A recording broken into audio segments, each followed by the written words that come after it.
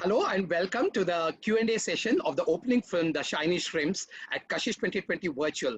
This is a huge moment because Shiny Shrimp has been a huge festival favorite across the world, won so many awards and been a huge audience favorite. And we are really happy to be bringing Shiny Shrimp as the opening film at KASHISH 2020 Virtual.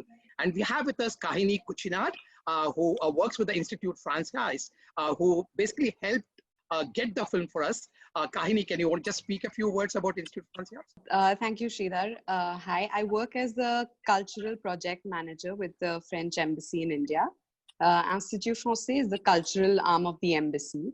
And we're absolutely thrilled to have been able to help Kashish to coordinate and get the film from France, from the distributor. And we're really glad that Cedric could also join us for this Q&A. Awesome. Thanks a lot, Kahini, for the introduction. I'm really happy to be working with Institute Français. So really thank you. And we have Namrata Joshi, a senior film journalist who has been responsible for reviewing films, writing about films, and has been an ally of Kashish for so many years. Thank you, Namrata, for joining in. And Namrata will basically coordinate the question answer because she has seen the film. She's going to analyze the film. So Cedric, you're going to have a lot of analysis coming up. With, wow. So thanks so much, Sridhar. Thank you very much. So over to Namrata and Cedric. Hi, Cedric. Hi. Hi. A big welcome for this session, for this discussion on the film. I won't kind of meander into any other areas and come straight to the discussion. The Shiny Shrimps, how much of fact and how much of fiction is there? It's your first film as a co-director and as a co-writer, right? So Exactly. making this, how much of it is imagined and how much of it is drawn from real life? Well, the Shiny Shrimps is inspired by my water polo team, which is called the Shiny Shrimps.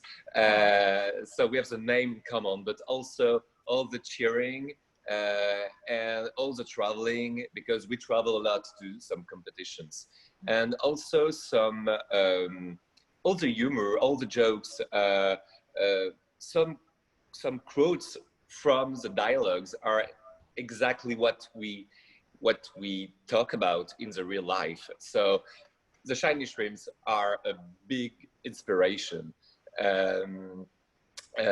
Also in the Shiny Shrimps in the real life, because it's a LGBTQ plus sport association. We have many different people because we have only in common to be LGBT, but otherwise it's we have different ages, different kind of work. So we are very different, and it's interesting in a movie to have a group of so different people, and it's possible because it's a LGBTQ association, and so this is the inspiration for the movie. With my co-writer, we wrote this journey, and we imagine the homophobic coach. He doesn't exist in the real life. Well, we have a straight coach in the real life, so sometimes he's like, are you really doing this? And because we are very messy and we joke all the time, so he has to make us a bit more focused, but he's not homophobic. So we have created this character, this homophobic Olympic swimmer who told something homophobic on TV. So to create conflict, and conflict is the beginning of a story. So this is pure imagination. Okay.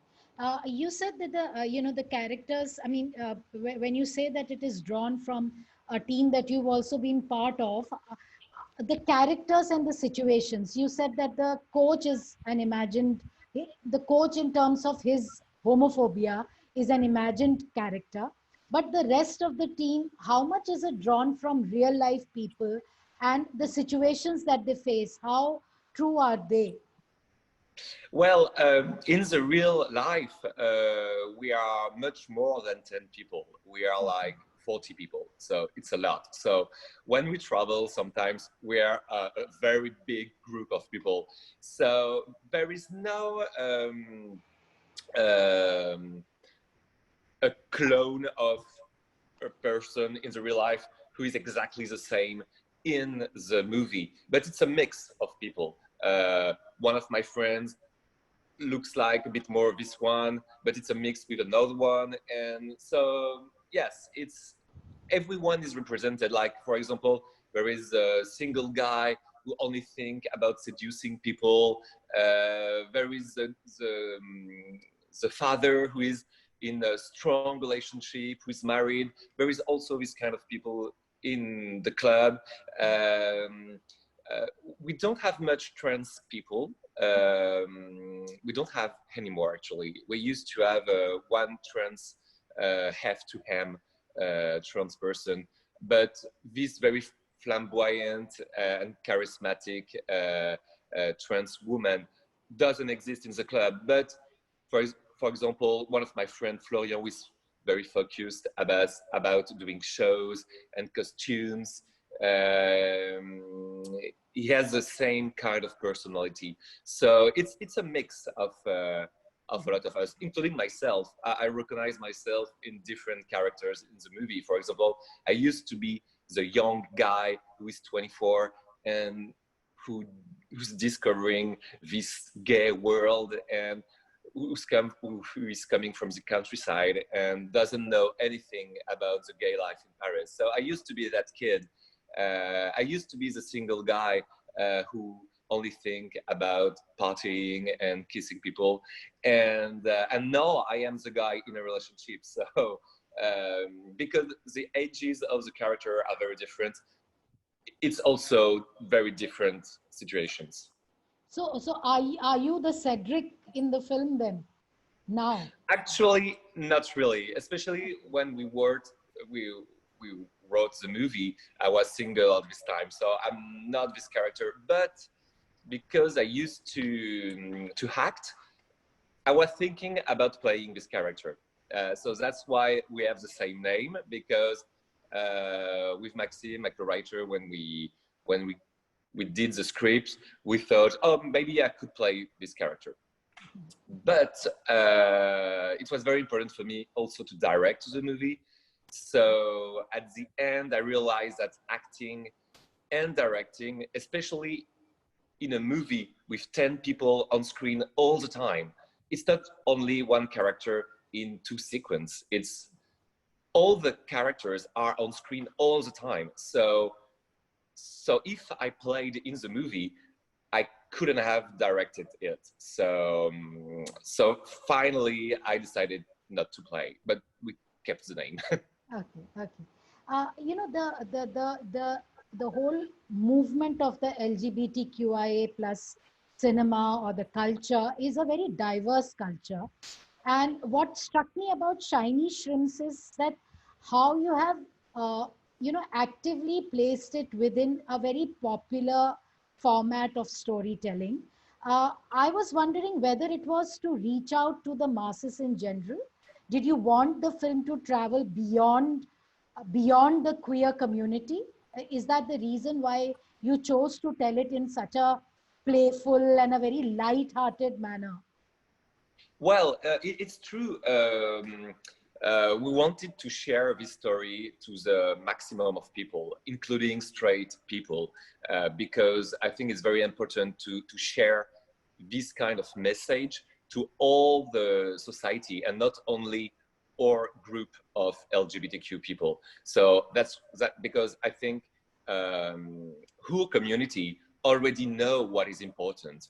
And but also I wanted to share to my community because I didn't want to betray them. So it was a mix between sharing to a large audience or experience. So, and to invite them into a world, not to exclude the straight people, but also I didn't want to betray my community. So I really respect our universe, but also, you know, when we started the financing process of the movie, people didn't think it was such a success and didn't think it's gonna be so popular, included to a large straight audience. And actually it was. But at the very beginning of the process, including when the movie was edited, they thought it's going to be only for, or mostly for, LGBTQ people.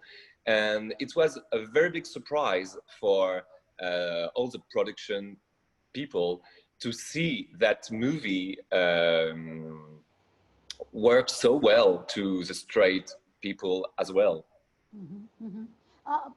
Humor, I was, you were stressing on how, the group has these jokes and they're constantly, there is a sense of humor, a sense of banter, which we say amongst people. Now, as a device in terms of the cinema, how important do you think is humor in taking issues across to people? What is the importance of humor in this particular film, so to speak? Well, humor is a big part of my life. So, because I'm telling the story of my friends with who I do some water polo, so humor is so important. I really wanted to show this humor, and also because when I was a kid and also a teenager, even a young adult, I was like, I really didn't know if I was gay or not. But all the examples on screen, like TV, cinemas, used to tell very sad story about the LGBTQ community. It was like, oh my God, I'm gonna be excluded by my family. I won't find a job. I won't have friends, and maybe I will have to prostitute myself, and at the end, I will commit suicide because my life is awful. So that was most of the issue of LGBT films and even TV series, or very caricatural.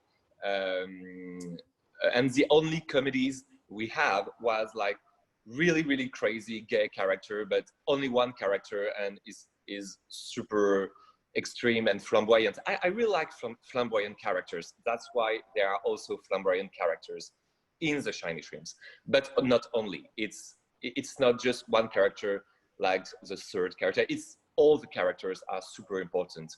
Yes, and I wanted to show a joyful life, a joyful gay life, because my life is very joyful, but it took a lot of time for me to realize that having a gay life could be fantastic and could be very nice. So I wanted to share that to the people, especially the young people, but to everyone, that okay, you're gay, it's okay, it's gonna be okay. You're gonna have to face some issues, of course, but you can have a nice work. It could be okay with your parents or not, but we can deal that with our community. I wanted to share all the love I received from the community, and I didn't really see that in LGBT films before. Uh, Apart from the representation of the community, one of the key characters is the coach, and the film is as much about his own journey, a guy who has so many prejudices, and so many demons within himself, and how he has to redeem himself. So somewhere you're also giving him as much of a space, as much of a significance in the journey, aren't you? Was that also consciously thought through?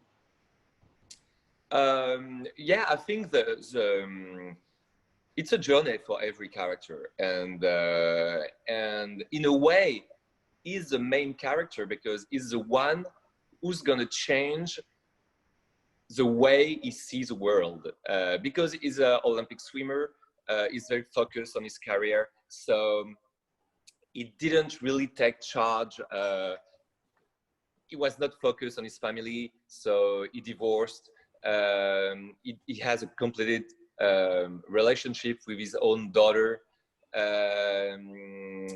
because he's so focused on his career. And we realized during the movie is not really homophobic. It just doesn't know and didn't care about people in general. So when he said "fuck off, faggot" on television to a gay journalist,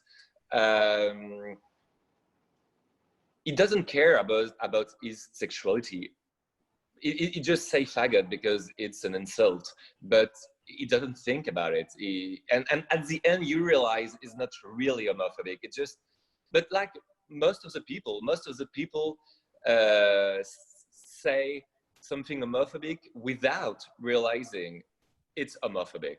And I think it's interesting because just showing some people are so much homophobic that they won't change anyway. But this kind of character is not real homophobic, but it just don't care. And it just not asking himself questions and is not questioning about sexuality and being open and blah, blah, blah. So this kind of character can change if we teach them, if we show them, okay, this is our life, this is how we think, this is what we have to face.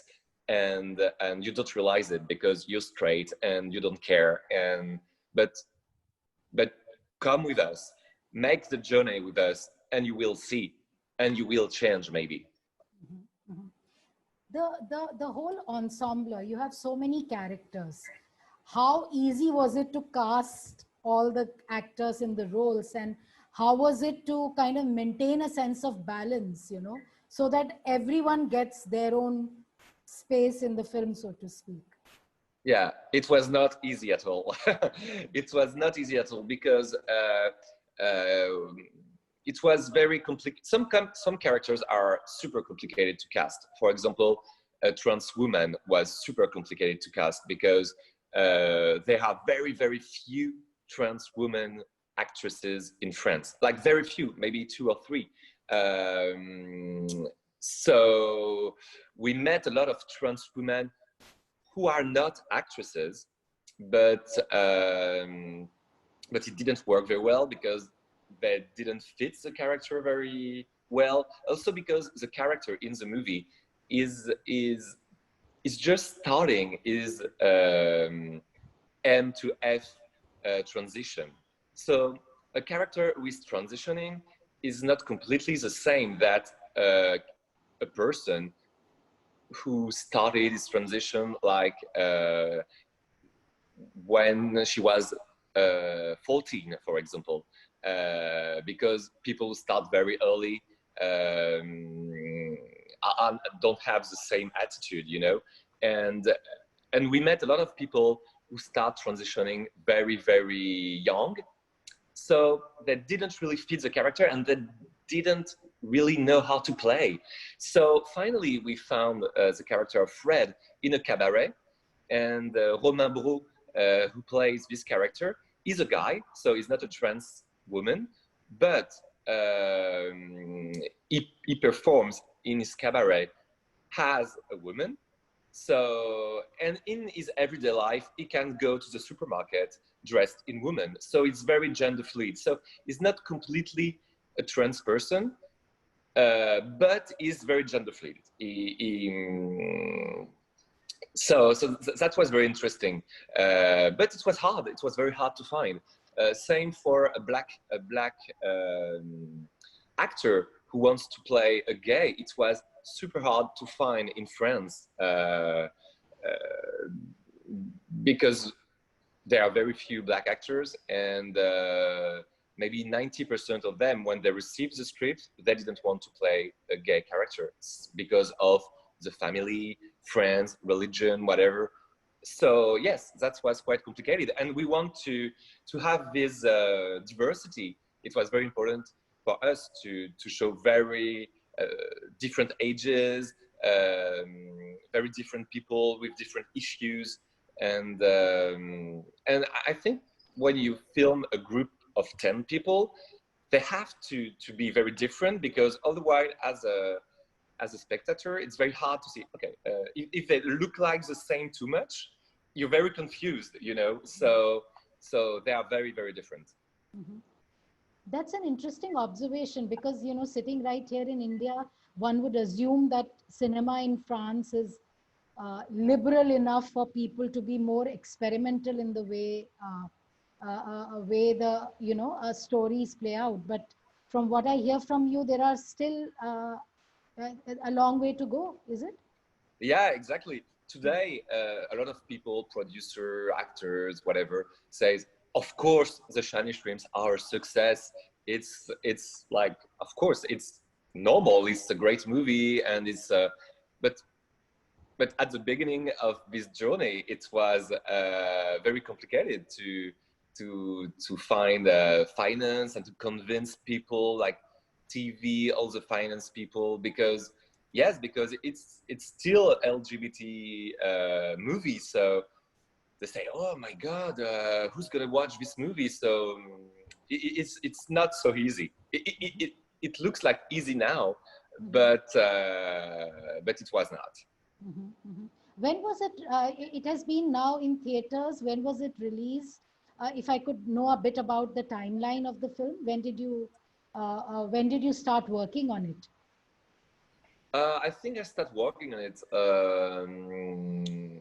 4 years ago, and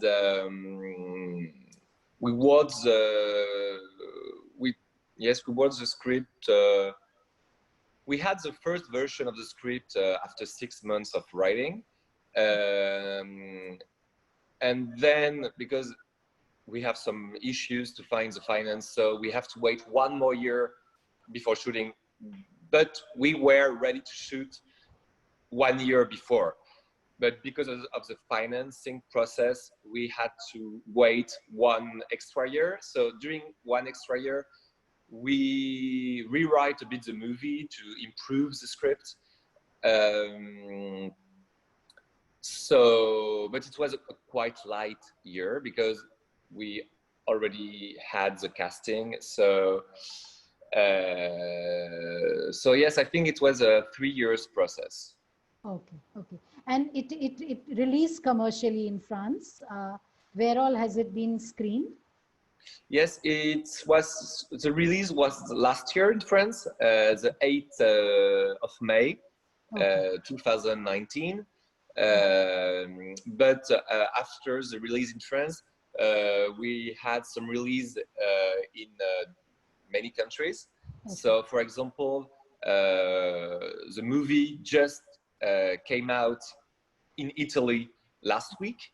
So, and because of COVID, it was supposed to come out in Japan this month, but because the movie theater are still closed in Japan, it will be released in Japan next year in July. Maxime has joined us. So, Maxime, I was discussing the character of Joel with Cedric, who I thought was a very interesting character because I think there is this perception of the LGBTQIA plus world being a very a kind of monolith, very homogenous group, whereas he raises issues which are complicated, this whole thing about how he has fought for gay rights over so many years when he is not willing to take he displays this whole transphobia about the character and not having her in the team. Was it a consciously thought about thing to show these kind of debates which are happening internally, this whole identity politics which is so crucial in a diverse group, a marginalized group, but which is a diverse group in itself? And even within that, there is a debate, there is dissension, there is divides, and there is talk about whole lot of issues. I just wanted you to tell me a bit about that. Yeah, so inside the community, it's important to show that you have very different kind of people with very different opinions.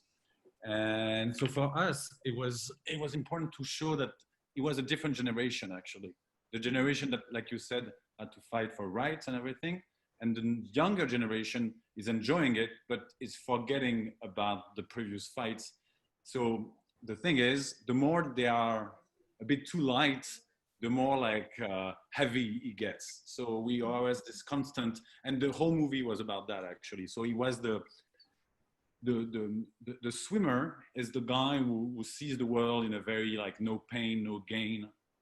The shrimps is exactly the opposite, which is like they always want to enjoy, to have fun, to have the freedom.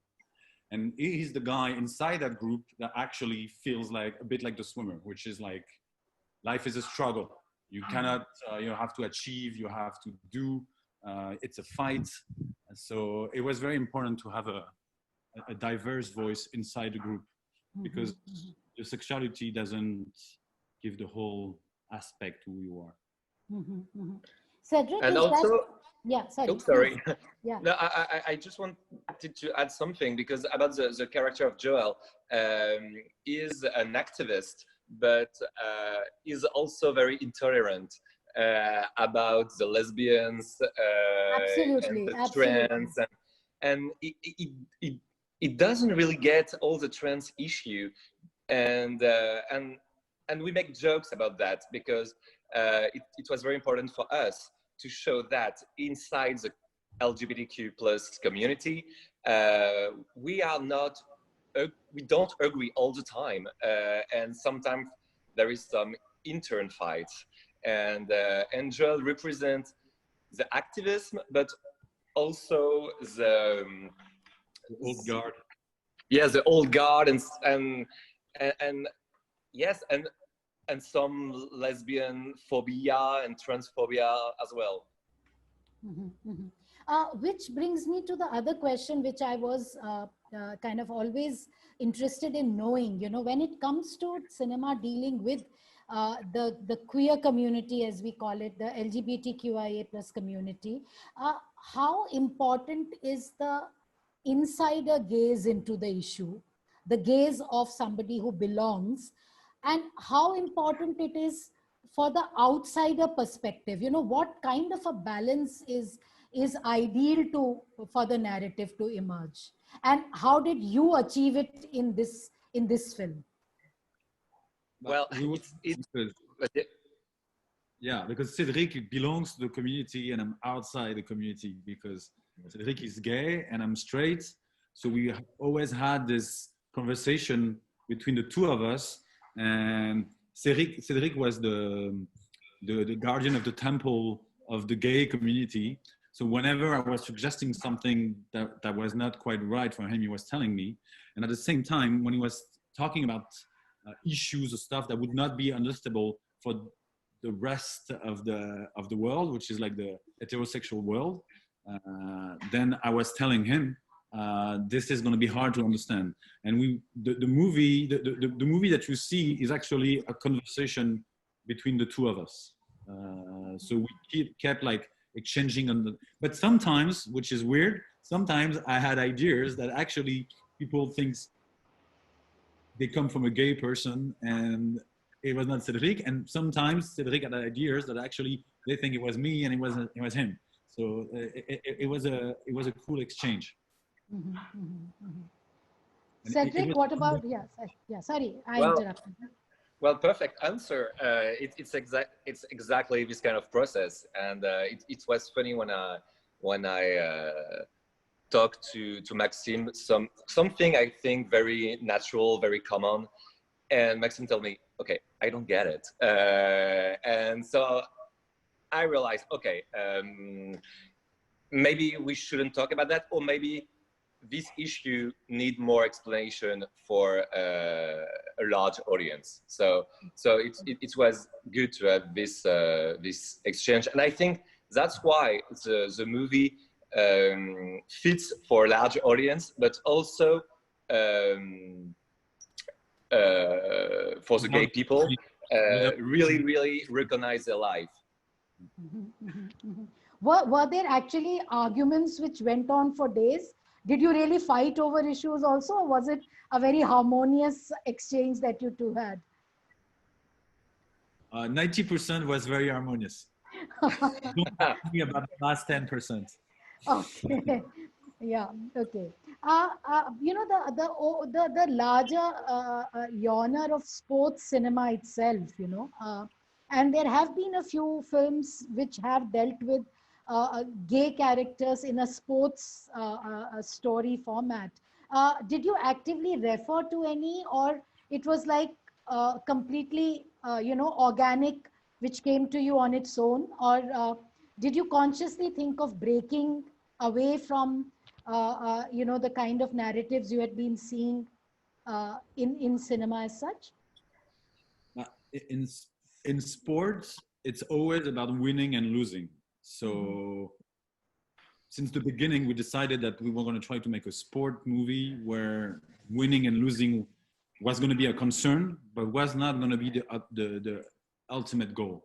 So starting from that, and then we didn't see that many sport movies about the gay community. So we know that we were in like foreign, a very weird in space movie. So we decided to take a lot of reference from sport movies, a lot of reference from gay movies, and trying to find our own mix in the thing. But I was the two more important decision of the movie was to treat that theme with a comedy tone. That was very important for us, and that was the start of everything. And the second issue was actually to make it not about winning or losing. So then we had to imagine the rest. So, Maxime, one other thing for Cedric, this has been a first film, so to speak. But you have been working in the popular, in the cinema for a while. How did you come on board on this project? I mean, what got you excited about it? I was doing like popular comedies before, but the first movie I made was actually that's how we met. It was called I Kissed a Girl, and it was about a gay man that was in a couple with another gay man, and ended up meeting a girl and starting to lie. And it was the whole reverse situation of the coming out. It was a guy who was he was afraid to say that he was attracted by a girl to this whole community. So it was already like a social commentary about this whole issue about having to hide your sexual desire or feelings. And the movie worked quite well in France. And Cedric heard about it, and he met one of the producer that worked with me. And because I already treated that thing, that theme, in a comedy genre, and he wanted to do a comedy, we met, and he had a very strong starting point of his story, which was he had the first half of his story. He had his world, like his shiny shrimps. So he wanted to tell about their endeavor to go to the gay games and everything. And we had to figure out the second part of the movie together, like where to take that movie. What was going to be the goal and what we're going to say inside. So he came with the pitch, and I brought my some of my themes inside. What is it about humor as a device which is so important in a film like this? In a story like this. It's the most important thing ever, because otherwise the movie, we made it not for the people who are entirely convinced that it's fine and everything is fine, where we did it for the people who don't quite know, this middle population that has curiosity and issues with the gay community, and they just want to know, but they're afraid to go. And if you put it in a drama, or if you put it in a documentary, it's too far away from them. It's you have to give them the fun, and inside you can put some meaning. And so for me, comedy, like you had, I don't know, Charlie Chaplin was treating the most important political issues with that. Comedy is the way to touch a wider audience without being too moralizateur, like always trying to be like, you have to think like that, and you have to think. People don't have to think. They can think whatever they want. We're just trying to show them that it can be a very fun place to be, and either for gay people that are still like in the making, or for people that can become allies, even if they're not gay. So comedy is the most important choice we made. Everything can come from that. Okay. And there is a strong track of the journey of the coach himself, you know, who has his, you know, prejudices, who has his own demons, who has his own problems and issues, and a journey of his redemption also. So were you trying to place the film in a more universal zone? I mean, could this film have even worked as a more universal story of a group of people? Was that the intent at all? Absolutely, it has to be, because if the theme is too present from the start, then you're just making a statement and you're just making a demonstration. It's beyond everything. It's a story of friendship. It's about friendship. Everything that happens in that group is about friendship. You could make the whole movie, it would have a different tone to it, a different ring, but it could be a movie about, I don't know, like a Palestinian getting into a Jewish team, or I don't know, like a macho man taking care of like a woman, or you know, it would be always the same. The dynamic is like an outsider to a world that doesn't want to belong to that world, is forced to try to resist as much as you can, and then over the course of the movie decide to change his point of view on that, but even on his own life, because like, at the end of the movie, he makes some sort of choices for him, not only for them. And so there is an inner change and outer change to the community and to the world. Yeah. But the ultimate message, if I were to say, would be to appreciate differences, to respect and be tolerant. Is it? Is it a film that you want to make a point of? Is it through this film that you're trying to make a point about integration? Yes, but the overall message would be even more simple than that. It would be, you can you can make it like light or heavy. You can make it painful, or you can try to, even in painful situation, trying to find the light in there. While celebrating differences, the film also, in its own way, calls for tolerance. It calls for integration of people to be, you know, together. Uh, what is your primary emotion that you are trying to convey through the film? Well, I think it's also about freedom and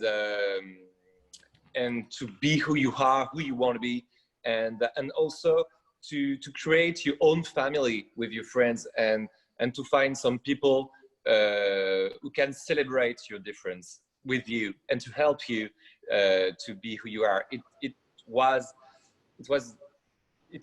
actually that I lived with the shiny shrimps and actually still experience, and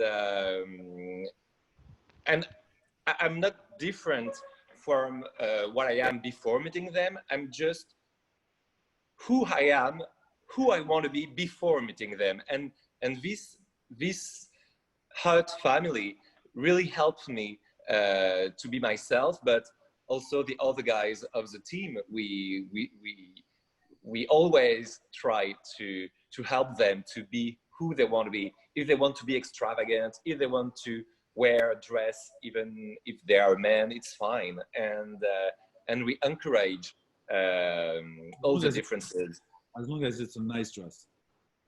Yes, of course. If it's an ugly dress, we joke about it. Not Gucci, forget it. Thanks so much, Cedric and Maxime, for sparing time for this conversation. And I really hope the film kind of kicks off the festival in a great way. It's the first edition of Kashish, which is going to be a virtual edition. And I'm hoping that this film will make a great start to the festival. All the best with it. And thanks, Maxime and Cedric, for joining us. We are very Thank you very much. The first edition.